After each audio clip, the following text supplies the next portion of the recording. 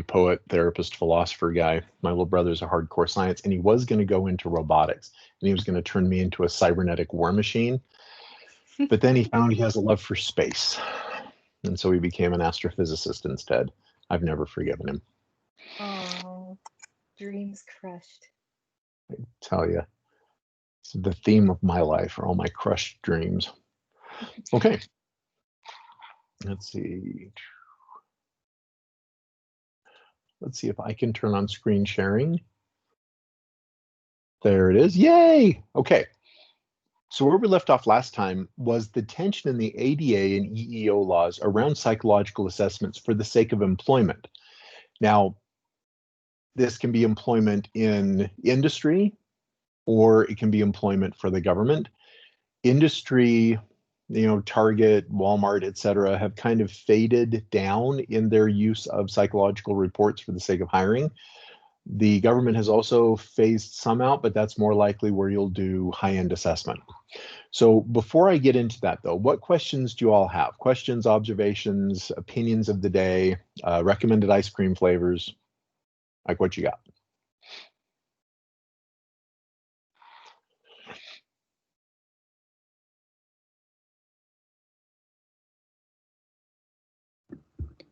I have a quick question. Yeah, McKinley. So the whole week of Thanksgiving, you won't have classes, right?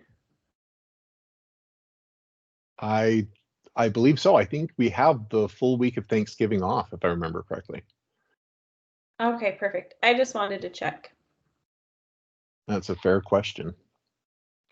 Kelly, would you double check? I think we accounted for that in the syllabus. And I think that Becky asked us to also accommodate for that with the assignments that were due on Thanksgiving week. I think we bumped those to the Monday after Thanksgiving. Am I misremembering, Kelly? Yeah, no, we changed the due date to be the Monday following Thanksgiving break. That's because we're so amazing. Awesome. Okay, thank you, Kelly. Okay, so recommended ice cream flavors. This one sounds a little strange, but if you go to Rockwell Ice Cream, which doesn't sound strange because Rockwell Ice Cream is amazing. It's on University, just off University and Center in Provo. And they have a flavor of ice cream from time to time called Sweet Ash ice cream. It's where they take coconut husks and burn them and turn them into activated charcoal. And then they mix it with their sweet cream ice cream. So the ice cream is a very dark gray color, and it doesn't look like it would taste good. Not only does it taste good, it's amazing for those of us with tummy troubles, because it's a way to get activated charcoal in our system and do so in high quantity because the ice cream tastes amazing. So they use that Sweet Ash ice cream as the base for several of their seasonal flavors. So if you go in, like, it was a popular one during Halloween, for example, but they only have it once every couple of weeks. But when they do, I always have to go and get a scoop. It does wonders for my tummy. So recommended ice cream flavor of the day: Sweet Ash ice cream, Rockwell, just off Center and University in Provo. Okay. So back to ADA and EEO, Americans with Disability Acts and Equal Employment Opportunity Acts. So a case, Soroka versus Dayton Hudson Corporation. So Dayton Hudson Corporation is the superordinate corporation that includes Target as well as other businesses. And so Soroka took some psychological assessments, particularly ability and aptitude, and did not score well on ability testing. So think of ability testing as versions of like the basic IQ tests that Soroka did not score very high. And this was for a management position. And so Soroka was denied employment. And when they were denied employment, the reasoning provided by Target was their lower scores on ability assessment. And so they said, wait, I'm being discriminated against because I have lower academic ability. That's not my fault. And therefore they sued. And they won. Okay. And so the court actually ruled against Target and the Dayton Hudson Corporation. And therefore Soroka was awarded damages, etc. Now, also in the law books is McKenna versus Fargo. So this is a lawsuit by McKenna against the town of Fargo, North Dakota, because McKenna was excluded from the fire department because of the red flags on a psychological assessment report.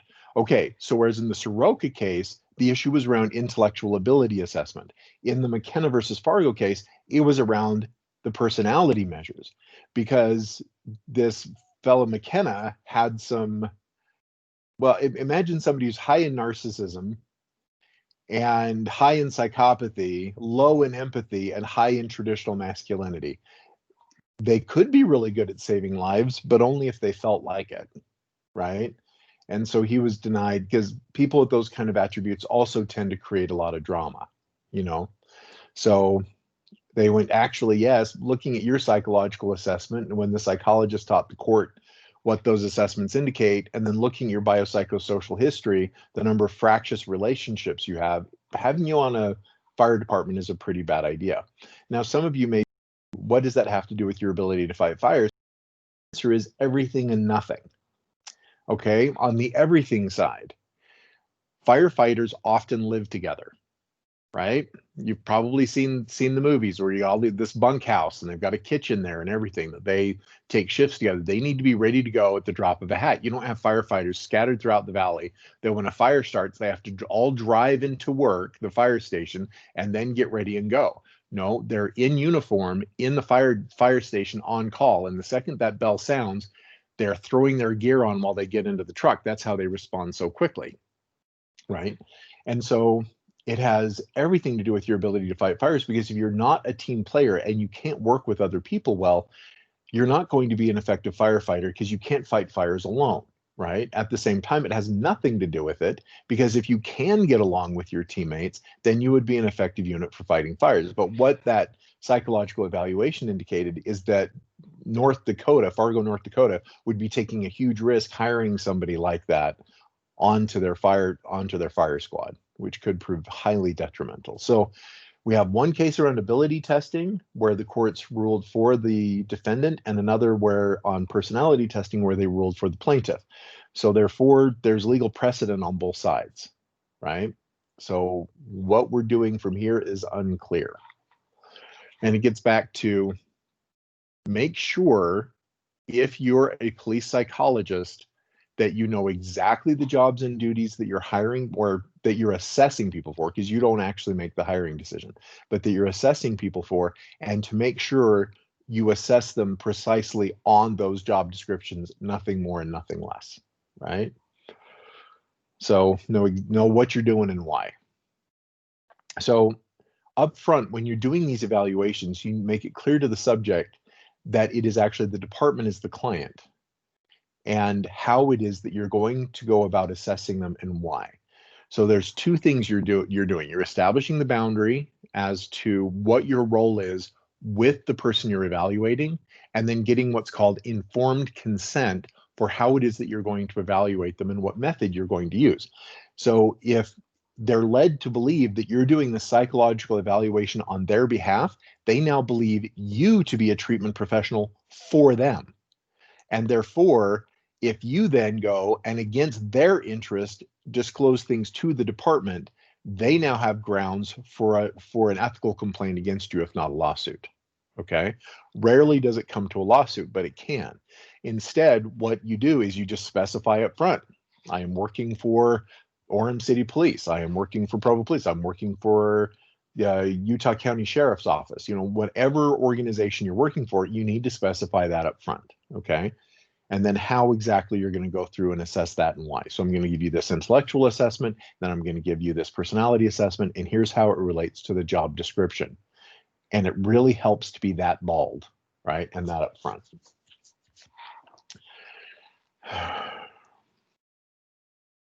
Oh no.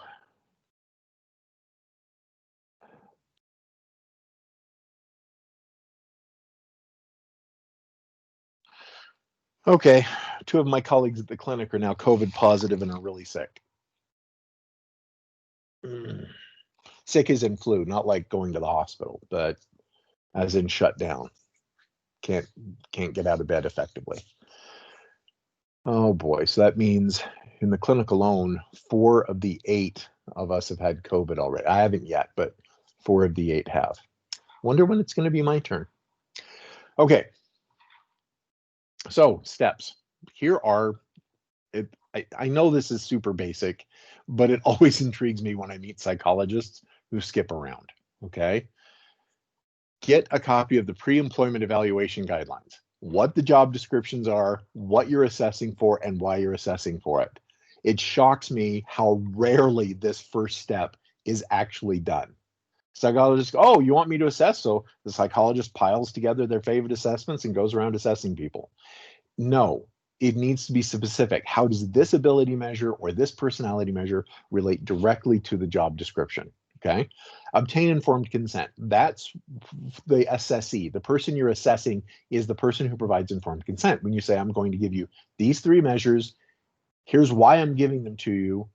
Will you fulfill these measures? Will you let me do that? If they say no, your evaluation is over. If they do 2 out of the 3, your evaluation is over, and you can just thank them for their time and send them on your way. Send them on their way, right?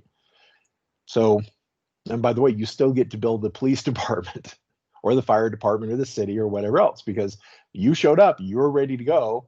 The assessee, not the client, because remember, the police department, fire department, county, whoever is the client, right? The assessee shows up, the person you're going to assess, and they didn't take the assessment. You still showed up and you were ready to go, so you still send your bill. So you don't lose anything. So don't feel like you have to coerce people into taking the assessments. Now, that doesn't mean that the county is on the hook then for the full assessment report, because you don't get to write it. So you will still, I guess, lose a little bit of money, but not your time for that particular assessment. Okay. So the next is you administer the tests, right? You give them your ability, aptitude, personality tests, whatever fits the job description, and then you score them, gather other relevant data. Now, here is something I would like to put on your plates as negotiable. Okay. What many of my colleagues prefer to do is to give the objective assessments first. Okay. The clicky online quantitative assessments first, and gather all of that data and then interview the applicant, because they have faith in the objective truthfulness of the assessments. Okay. I do not have faith in the objective truth of the assessments. So my colleagues are concerned because I often have the interview first. Okay. A biopsychosocial interview, and these last anywhere from 1 hour to 3 hours. Then I give the tests.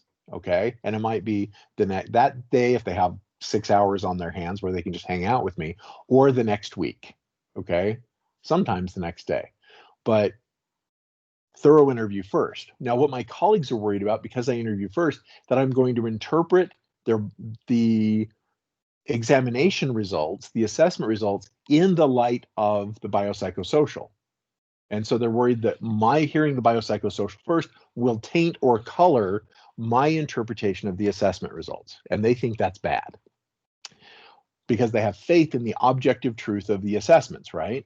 But for me, I point out to them, if they do the assessments first, administer them, score them, gather the relevant data, and then interview, they're doing the opposite thing, right? Now they're interpreting the interview in light of the assessment scores.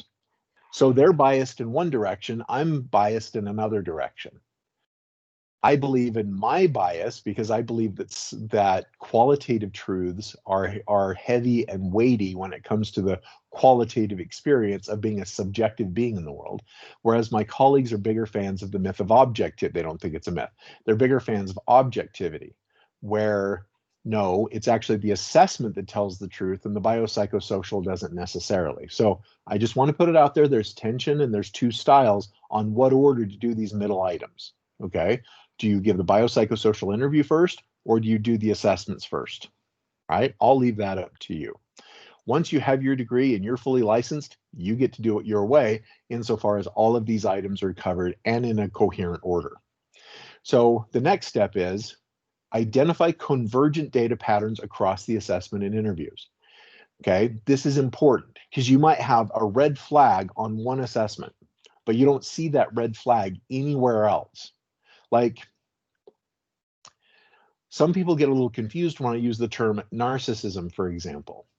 There's a big difference between narcissism and narcissistic personality disorder by matters of degree, not matters of kind, but matters of degree. There are those I know, myself, who are highly narcissistic in some ways, but are also deeply empathic. Therefore, we tend to have a lot of long-lasting, stable, close relationships, right? So you can be narcissistic and empathic at the same time. That means it's non-pathological narcissism, okay? Pathological narcissism is where you have a lot of narcissistic traits and no empathy, therefore your relationships are abusive or fractious or short-lived, okay? So for example, when I've taken these tests, I think I shared with you how it is that my quantitative personality scale results back when I was in graduate school nearly stopped my graduate school career. My professor thought that he was training the next psychopath predatory therapist, right? And so rather than just having the balls to sit down with me and say, hey, you have the personality profile of a psychopath, instead he sat on it for weeks when I was getting farther and farther and farther behind in the course, because you weren't allowed to go on to the next set of assessments until you passed off the first, and he kept holding on my first set of assessments and wouldn't let me go on to the second. And it involved a meeting with the faculty of the department. And it ended with, if you so much as breathe out of line, Mr. Psychopath, we will drop you from this program like a hot brick, right? One flag on one assessment nearly killed my entire career because they didn't follow step G, right? Which is look for patterns. Look for patterns across data. They ignored the fact that I have long-lasting, highly compassionate, highly close relationships, that I make friends quickly and easily, that are sincere and authentic, right? They lost all of that data. All they saw was the personality scale, right? Please don't make that same mistake, especially when somebody's job is on the line. Look for patterns across assessments and across their biopsychosocial, okay? So provide recommendation in the form of a suitability rating.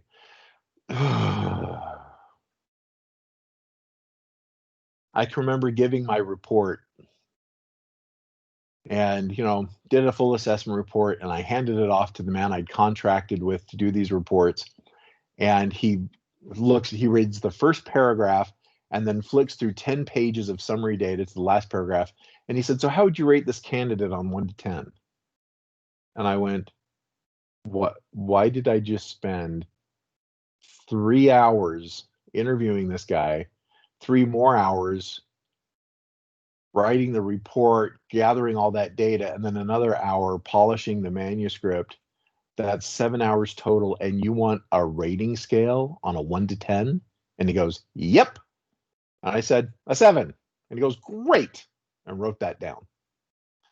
Okay, so one of the things that you can do is do yourself a favor and just have a metric, like on a 0 to 10, sorry, 1 to 10, 1 to 100, right, scale of fit, the suitability rating based on your assessment for the job you're assessing somebody for. Do everybody a favor and just have that at the very end on, just like in big bold numbers, 55 out of 100, 90 out of 100, whatever else, just right there at the very end. So why did you go through all that labor? And it's for step I, prepare for the appeal. That I've only had blowback on a couple of occasions, but that's when I had to go back to the data that I so painstakingly gathered and to the report that I so painstakingly wrote, especially because the temporal difference between the time I first gathered the data and the time the appeal is filed can be anywhere from 3 weeks to 6 months later, right? And there's been a whole lot of other things happen in my life during those times. Therefore, I don't necessarily remember, okay? So therefore, I can go back to my summary data, and I can go back to my full 10-page report and say, this is why, and right, therefore I can respond to the appeal. So it's still worth my time to write that 10-page manuscript, right? Even though all my employer did was look at the summary number, my rating scale, it's to make sure that when I am asked, why did you give this person a 55 out of 100, I can say, for these reasons. It's right here in my 10-page report, right? I've not figured out how to say that without coming across as dickish, but it's right there in my report. You know what I mean? It's kind of like when we send emails to one another, and you can tell the person isn't actually reading your emails, and so you start the email with, per my last email, right? it's that version, right? Well, it's in my report. Here it is, page 7. You know what I mean? 7, 8, 9. Oh, and it's here on page 10. Okay.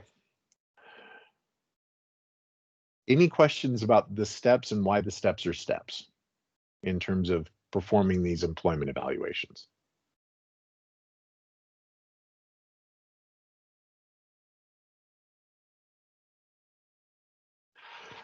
Okay, as they come up, please put your hand in the air like you're a true player, and Kelly will call it out. Okay, so fitness for duty evaluations. These are somewhat less common than pre-employment assessments, and they consist of the following. Informed consent up front. Because when it comes to fitness for duty evaluations, usually those come about after a crisis, okay? So let's say there's an officer-involved shooting. After that, the officer's behavior begins to change, and it's sending up red flags, people are getting worried, then it may be important for fitness for duty evaluation.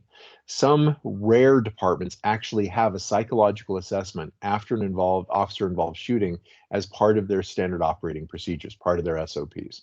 Okay, unfortunately, these police departments aren't very common, but they're out there. And so therefore, imagine you're an officer, you're involved in an officer-involved shooting. Officers-involved shootings are often very traumatic for all the people involved. And so therefore, getting an assessment of functioning in the face of that trauma becomes extremely important. So some of them have them already built in. And that's really important because then you can get to some early intervention stuff, right? Unfortunately, it's a bit of a tangent, but it intimately relates. Unfortunately, when the psychologist is staff on the police department, then they're usually associated in the officers' minds with internal affairs, meaning a threat to the officer's employment or the officer's credibility. And therefore, one of the reasons why psychological services and fitness for duty evaluations after trauma are not universal is because it's shocking how often officers will lie to the psychologists in order for the officer to keep their job, even if the officer is aware that their performance has tanked, right? It's like for some years in my private practice, word got out amongst law enforcement and amongst military that I don't keep electronic records of my sessions. I do them old school, paper and pencil, in a filing cabinet that is stored behind 3 locked doors, right? The cabinet's locked, the door to my office is locked, and the door to the hallway is locked, right? And so, because there's a lot of paranoia amongst police and military about getting psychological assessments or psychological services, because they heard that their friend in the military had a cousin who had a former sergeant whose dog groomer was ex-military and is now a dog groomer because he made the mistake of going to psychological services, and it ruined his career. So therefore, don't go to psych because they'll ruin your career. And I hear the same thing in law enforcement. What's really frustrating is I'll sit down with these men and women and say, there's been 2 documented cases in the past 10 years of that happening out of tens of thousands of cases. You have a better chance of getting struck and killed by lightning than this happening to you, right? I mean, I'm glad for the business that you feel secure because I do paper and pencil records, but what you're telling me about it derailing people's careers doesn't happen. And they'll say, well, yeah, but what about my colleague's ex-sergeant's groomer, right, whose career was derailed? What happened to him? And I said, look, sometimes when psych gets involved, it's compulsory and it's too late, meaning that your superior officer looks at you, whether in the military or in the police, and says, you need to go see psych right now. What actually got you fired was the fact you didn't take care of your shit until it was so late that your performance had tanked, or you became an active danger to the other people in your unit or in your squad. to the point that that's what got you fired or demoted, not the fact you went to psych. Psych was merely the nail in a coffin you had already sealed shut by your behavior. So, like several colleagues of mine are military psychotherapists. They're actually psychotherapists who work for the US military.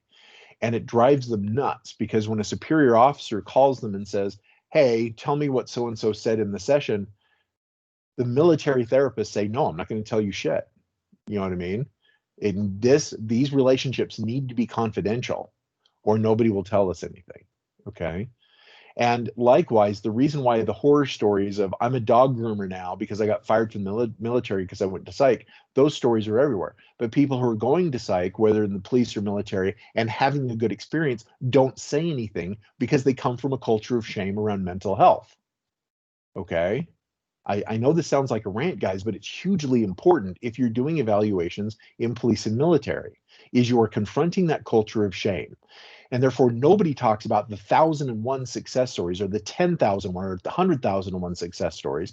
Instead, what they talk about is the dog groomer who's a dog groomer because he got kicked out of the military because of psych. No, he didn't get kicked out of the military because of psych. He got kicked out of the military because he let his mental health problems get to the point where it had killed his career, and all psych did was verify that. Okay? So, rant, but it's an important one and one you need to keep in mind. Okay, especially if you're working with military or police, you will confront this paranoia. So while you're doing fitness for duty evaluations, let them know the purpose, the limits of confidentiality, and this can be a huge issue.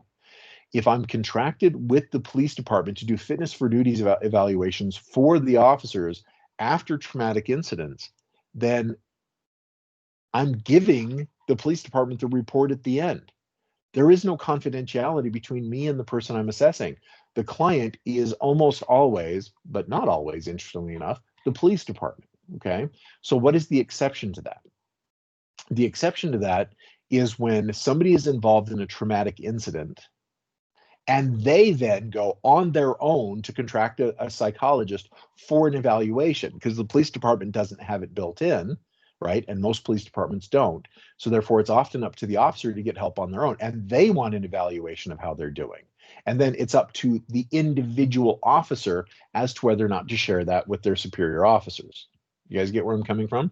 So in some cases, it's better that the officer take this on themselves. Okay. Now, if it's built in-house, then that looks like the officer is trying to play both ends against the middle, like the officer is being manipulative.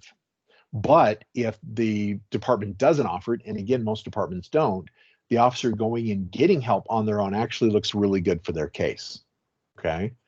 So it doesn't mean it always works. Like I was working with, no, it was this year. I was working with the police officer who was randomly drug screened, and before the drugs before his urine was tested, that he actually went to his superior officer when he was randomly selected for a drug test, and when he had the empty pee cup in his hand, he went to his superior officer and said, I'm going to test positive for let's say alcohol and cannabis, alcohol and weed. So I just need to let you know up front, I'm going to test positive. And so he did. He dropped dirty, meaning that when he provided the urine sample, it was positive for alcohol and weed. Although he was not intoxicated at work at the moment, he still tested positive because the metabolites for marijuana linger in your system for a long time. And for alcohol, it's 80 hours. And so even though he was sober at work, you know, weed can be in your system for weeks and months, depending on how much you smoke. And so he was immediately put on paid leave. Then he contacts me for assessment and for drug abuse therapy, right? And so the police department still fired him, but he was given grounds for appeal because he had voluntarily sought treatment. And if he'd been in a less conservative, I can't tell you which police department this is, that would be a violation of confidentiality. But if he'd been in a more cosmopolitan, less conservative police department, he would have been reinstated, right? Unfortunately, when you come from a small town that's 99% of one religion, 99.99% white, 99.9% of a particular religion that frowns upon alcohol and cannabis use, yeah, he was screwed. But in a different precinct, he probably would have gotten his job back. But even then, he was allowed to appeal because he had voluntarily gotten assessment and treatment. So number one, informed consent. What's the purpose of the assessment? What are the limits of confidentiality? Make sure that is all in black and white and you go over it with them. Me and many of my colleagues actually walk the assessee through it and have them sign at the bottom that we've walked them through it. Okay. A clinical interview. So this is like it's a more in-depth biopsychosocial interview. When you're doing a fitness for duty evaluation and you're doing it well, they usually take several sessions, and it feels like crisis-oriented therapy, right? Where you're getting a lot of information, but you're also helping the person figure out how to survive. Now, if you are employed by the department, you also get what are called collateral interviews. Now, if the officer or soldier in question is coming to you privately for assessment and therapy, you don't do step 3. Okay, let me say that again. If they're coming to you privately, you don't do step 3. But if you're hired by the department to do it, you do step 3. Okay, so if the military or police department is hiring you, step 3 is extremely important. And that's where you go and interview other people who work very directly with that particular officer. Okay, so you talk to the person that they're in the squad car with, the people that they work with every day. And it's interesting how you need to get good at asking open-ended, non-directive questions. So tell me about Officer Smith. Well, what about Officer Smith? They say, well, just tell me about him. What is it like working for him? What is he like? What have you seen? And then they'll start prattling on or providing good detail about what it's like to work with Officer Smith. And then eventually you kind of work in the question, I wonder with everything that he's been through lately, if there's been a change in behavior at all, like from before the shooting until now. You know what I mean? And it's really tricky because oftentimes their colleague, if the officer is well liked, then colleagues will minimize the trouble, and you need to be aware of that as the assessor. Okay. For example, let's say Kelly and I are both involved in an officer shooting, but she's the one actually pulling the trigger. Okay. So she shoots somebody, she shoots him several times, and he's severely injured, permanently disabled. And because we were both involved in the shooting, we're both put on administrative leave. I come back very quickly because I was not the person pulling the trigger. She's put on leave for, say, 3 weeks, and she goes in for an evaluation, a fitness for duty evaluation. Then I'm interviewed. Even if I've seen a change in Kelly's behavior, one of the things that's typical for officers to do is to minimize that change in behavior out of fear that Kelly will be looked upon badly, blamed more, or heaven forbid, lose her job. Okay. So one of the things that when you're doing these collateral interviews, you need to be aware of is bias, right? To be very aware that if somebody says, yeah, there's been a little change in Kelly's behavior, they may be minimizing. And so you can follow up, oh, really? Like what kind of changes have you seen? Yeah, that's perfectly normal. What kind of changes have you seen? If you go, really, what changes? What changes, huh? Then they're going to clam up or minimize even more. But if you're open to it and you say, yeah, normalize it, that's really typical. She's been through a lot. It's probably what counts for a change in behavior. Like, what have you seen? And then they're more likely to share when you normalize it, when you show that this is an important process. And so therefore, when you sound like you're on Kelly's side, you're more likely to get better data. Now, some of you say, ooh, Matt, that feels shitty and manipulative. Okay, I'm sorry.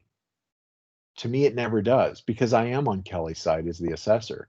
She may not feel like it, right? If my evaluation leads to her, or one of the many factors that leads to her dismissal from the police department, that I'm sorry that I've had a hand in that, and that there might be umbrage between us. At the same time, though, I'm still on her side. That if remaining as a police officer is going to be detrimental to her mental health, it's also detrimental to her relational health, meaning it not only affects her negatively, it will affect the people who love her negatively. And if there's a way we can separate her from the police department, then that's better for her in the long run than staying in the rut of that re-traumatization. Okay. So for me, it never feels like a manipulation. I am on Kelly's side, even as the psychological evaluator. She may feel like I'm opposed to her because she doesn't want to deal with the stress of unemployment. I would rather her deal with the acute stress of unemployment than remain traumatized on the police force she can't escape. Okay. So when you get these collateral interviews, you talk to immediate colleagues, supervisors. Now, here's something, you're going to thank me for this later. One of these days, I'm going to walk into my office. There will be a gift certificate for tacos and a thank you note from you because of this word of advice. Always talk to the people nobody talks to. Talk to the secretaries. Talk to the janitor. Like, as you're doing these collateral interviews, I've noticed so many of my colleagues are very myopic. They just talk to the people who seem to be the people who do the right, their partner, their superior officer, and that's it. How do they treat the front desk staff, right? How do they treat the woman that empties the garbage? Okay, that can be a huge source of information about how well these people are doing overall. Now, if they're always assholes, note that in your psychological report. But what you're particularly interested in is a change in behavior. Like, I can remember talking to one janitor, the front desk staff, the admin staff. Yep. After the shooting, she's been a little quiet, but she still does her job. She's still super kind, right? And I'm talking to the superior officer. She still checks in with me daily. She's still one of the best officers I have. And then I'm talking to the janitor who says she keeps coming into her detective's office, and when I walk by, I can hear her in there crying by herself, right? And when I peek in, she's sitting at her desk with her face in her hands, sobbing. And I'm like, really? How often does that happen? Every day, right? Do you guys get what a vital piece of data that is? Especially because the officer that I'm assessing is, no, I'm great. Everything's fine. I'm psychologically unscathed. It's because of my faith or my colleagues or whatever else that everybody else has been traumatized by this, but I'm not. Yeah. No, you're pretty traumatized, and that's important, and it's okay, right? So talk to the people nobody else thinks to talk to. Okay, they are surprising well springs of information. So psychological testing, if needed, right? Again, so many of my colleagues have faith in quantitative psychological evaluations. They just think they're amazing, right? I think they're helpful. I don't have a testimony of them, so I'll use them if it seems appropriate, but usually a qualitative case can be made just as strong. However, at the same time, I have come across various people who have hired me through the years. Some of them love numbers. Again, I'll write them a beautiful 10-page report that is poetic, will bring a tear to your eye with how gracefully and elegantly it's written. But what they want, so what is it out of 10? 7, 9, right? Some people just love numbers. And so therefore, psychological testing can help you give them those numbers. And then, of course, an in-depth record review. Get into the employment record of the person you're evaluating, okay? It's interesting when you encounter an officer who has a track record, and that track record needs to be a big part of your evaluation. I hate to break it to you guys, but for all of our fancy assessments, MMPIs and MCMIs and IQ tests and all these other things, at the end of the day, the best predictor of future behavior is past behavior. And it's not a good predictor, but it's the best one we have, right? And so therefore, very humbly, get into their records. You may need to actually get the request filed through the chief of police in order to access those records, but they're often the ones who are hiring you to begin with, unless you're already on staff, in which case you already have access to those records. If you don't, make sure it comes from the person in authority that you have access to those records, right? Because again, many officers will try to look out for each other. One of the things that's still, okay, so in a certain unnamed police department, okay, because I'm on an NDA, I can't tell you which police department it is. It became clear through our assessments that 15% of the officers were corrupt. They were actively taking money from drug dealers to look the other way. And it had become a way for these 15% of officers to make a comfortable side living for themselves. You know what I mean? A few $100s a month, that's $1,200 a month. That's more than my house payment. I live in a nice house and it's more than my house payment, right? A few dollars here or there really adds up to a shift in your lifestyle. Okay. And so 15% of the officers were corrupt. Some of them were having sex with prostitutes that they by law should have been arresting. Whether or not it's morally appropriate to arrest prostitutes, I'm going to asterisk that as a conversation for later. But by law, that was something that they should have been doing. They're doing drugs. They're working with other officers to make sure they're never randomly drug screened. They're taking money. You know what I mean? It's racketeering is what it is. It's organized crime within the police department. And it was 15% of officers.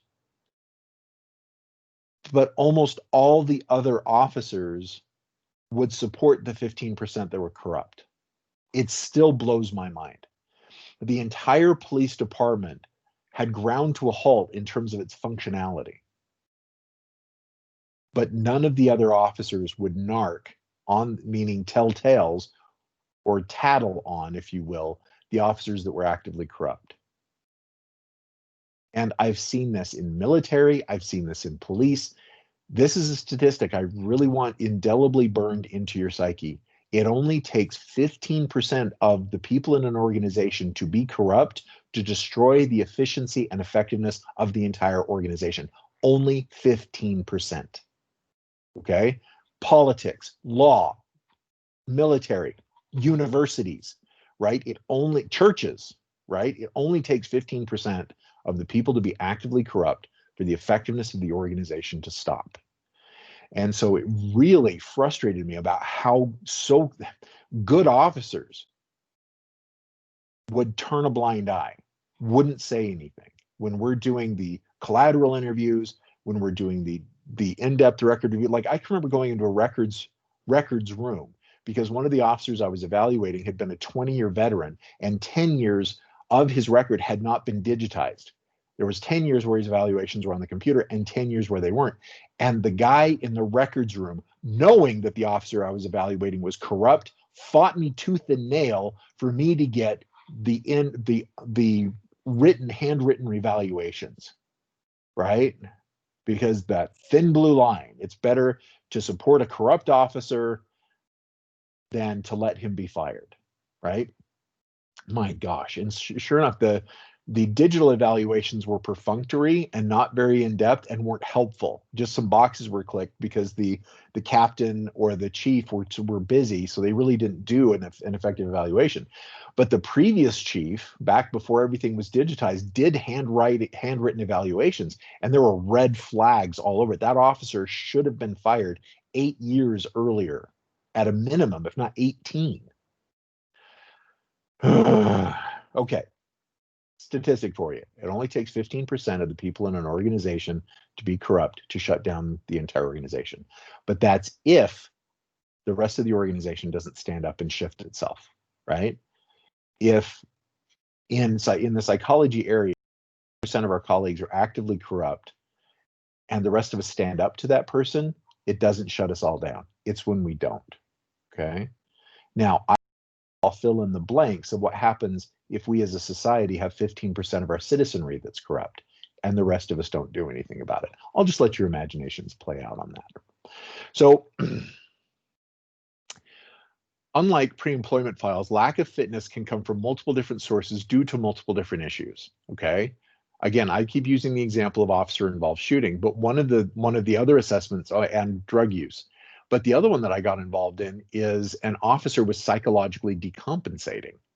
Like he starts coming to work disheveled, and then he starts coming to work late, and then he starts coming in disheveled and coming in late, and then he starts coming in disheveled, late, and then leaving early. And while he was at work, he was his affect was flat. He was like a zombie at work. And that's when I got called to evaluate him. And what happened with that poor guy, it actually had work was work is where they saw the symptoms, but he was stuck in a very abusive marriage, and his wife was using blackmail to keep him married to her, even as she did horrible things to him. And so that case was extremely messy, but I got involved, and there was no officer involved shooting. He was just psychologically decompensating. That poor man, holy cow. He like, children were involved, and it was a nightmare. That story, unlike many of my stories, actually ends very positively. But yeah, when he started to leave her, she put on blast all the things she had threatened to blackmail him with, and it was. But thankfully, he had then done work before her blackmail with his chief, with his captain, with his sergeant, got a whole bunch of things cleared up with them. And then so when she put a bunch of social media things on blast, he already was supported by his superior officers, or it would have gone very bad for him.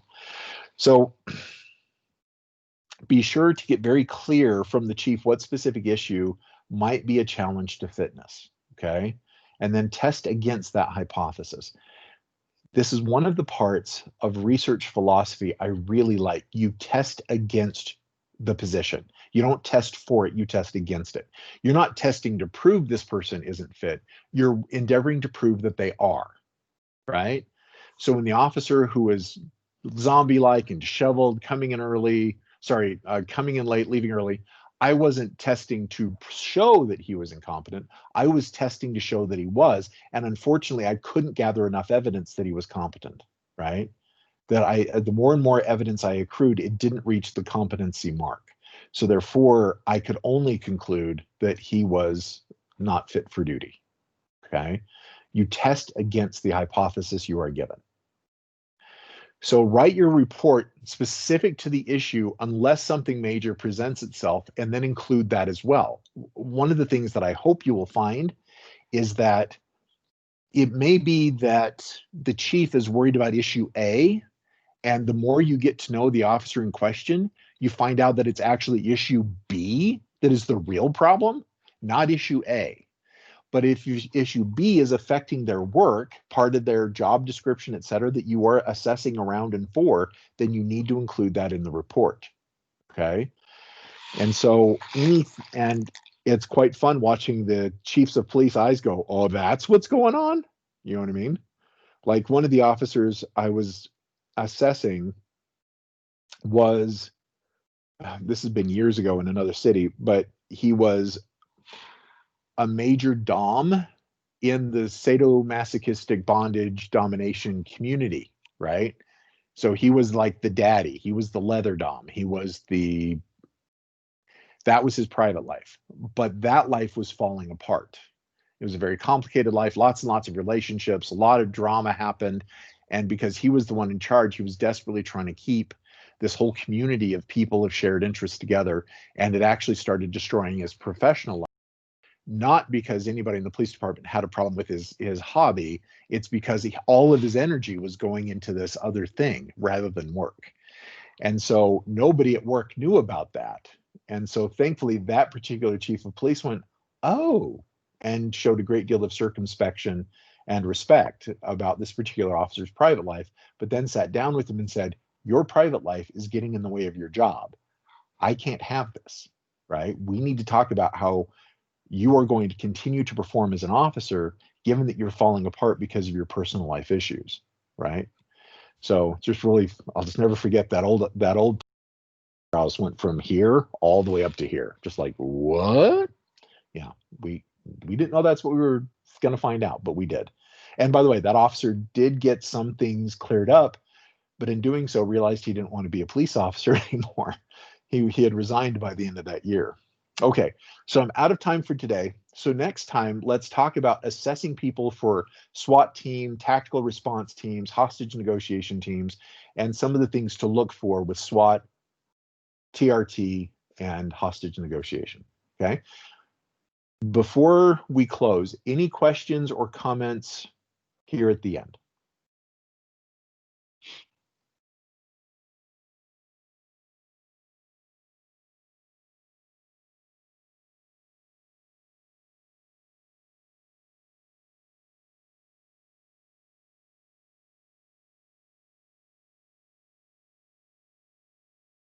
Okay, I'll take that as a no.